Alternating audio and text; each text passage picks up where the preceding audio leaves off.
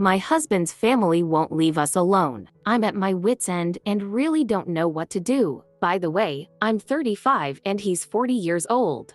We have been married for 11 years with an 8-year-old daughter. My husband and I work full-time jobs. His parents and siblings are overbearing, always have been. They would visit us randomly during weekday evenings and stay entire afternoons over the weekend. I would need to cook for them, lay the table, clean up, etc.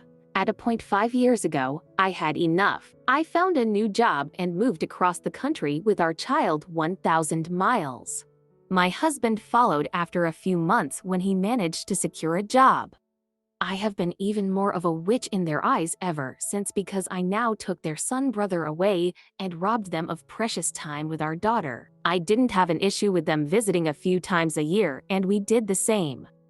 3 months ago, his sister and her husband moved house such that they are 1 mile away from us. They just dropped in on us, taking me by surprise. It's a free world, so I didn't react. But now we bump into them at the local store all the time. They always want to come over, borrow stuff, etc. Still, I say nothing.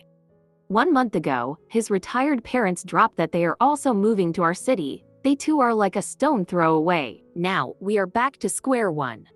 The time spending in my home, unannounced visits, requests for favors et al. My husband and I are arguing so much that we are contemplating divorce. Am I being a total bitch by wanting to move away again, even further this time? They have destroyed my peace and happiness. The top replies, "You secure your boundary now. This was my life for over 20 years, and because I didn't feel like it was my place, I never did it, and I started to resent them for it when it was really my fault. 2 years ago, my relationship blew up with these people. Yes, it blew up, and now I don't talk to them at all. I finally have peace, but I can tell it does eat away at my husband, and I felt guilty. You sit down with his sister and let them know, hey, totally fine if you want to come over, but only if we've discussed this prior, we have our routines, etc., and as much as we care about you, we need a heads up." She'll be pissed for a min, but having your husband there to echo this will also help soften. By the way, if they think you're a witch to begin with, I'd definitely lay down the law with them, and in hindsight my in-laws probably feel similar about me, considering that I think they may be too afraid to approach me now. I'm okay with it, but I've learned after months of therapy about this one topic, it was my fault, not theirs, for not securing my own boundary with them and not being honest about my feelings. The second reply, "This right here is why I think you're a total B. Could you at least say that you told your husband you were going to move? Did you give him an ultimatum? Did you even try to communicate that his family is smothering you to them or to your husband? Like, honestly, I hope it is in that case because that sounds really effed." The OP replies, "Okay, my bad. I didn't explain properly. Yes, I addressed it with my husband countless times, but things would change for a while and then go back. He doesn't see their behavior as a problem.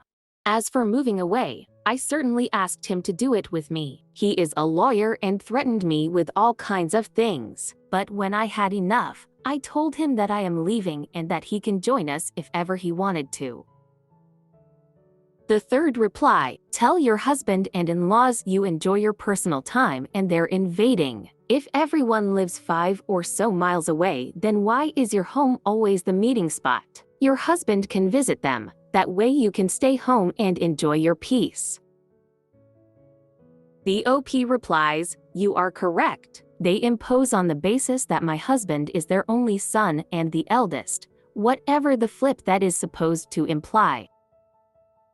Fourth reply, "Does the eldest son take care of aging parents in his culture? I wonder if that's where the entitlement is either coming from or leading to. I'm concerned when you said that you work hard and they feel entitled to your lifestyle. Do you know if your husband has plans to support them now or in the future? Just be careful about your resources, retirement fund, savings, etc."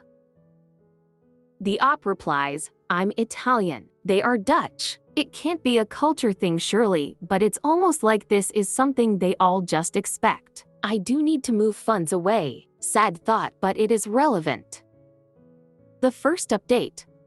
So I kept to the plan of speaking to him on Friday night. We had a lovely dinner, got home to watch a movie cuddled up, and I started the conversation. He was not at all surprised.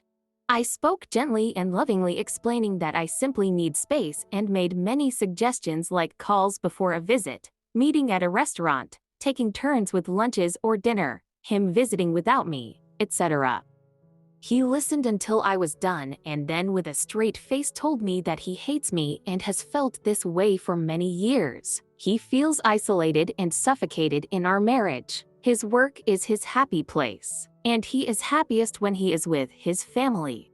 He said that his feelings for me changed when I was diagnosed with a rare blood disorder 3 years ago. He felt that I would in any event soon either die or be unable to care for our daughter or continue working. He admitted that the relocations were planned on this basis and that his family would step up to care for our daughter. He needed them close by, and so does my daughter. He would speak to them about less visits and planned visits. He also thinks that we should just stay married for the sake of our daughter and see how life plays out. He was happy to simply co-parent while living as friends in our home. He doesn't think that divorce is a viable option because it would mean me dying alone and us missing out on our joint material lifestyle, our home, cars, etc. So here I am, broken, betrayed, let down, abandoned. Not really sure what best describes my pathetic life. Not sure what I will do now. My daughter loves her father dearly. Perhaps I should insist on a divorce and leave everything behind. They win. I have no fight in me and didn't know our lives was a game for God knows how long. I need a physiologist, and I think he does too, but totally separately, not couples therapy. The top replies. He achieved what I thought was impossible. My jaw dropped. Carry on with your plans for separation. I am offering you the biggest internet hug. I am so genuinely upset for you. Your husband is the shittiest of humans, and I hope karma bites him solidly in the ass. The OP replies, I left this out, but he actually said to me that my leukemia and my parents' car crash is my karma playing out.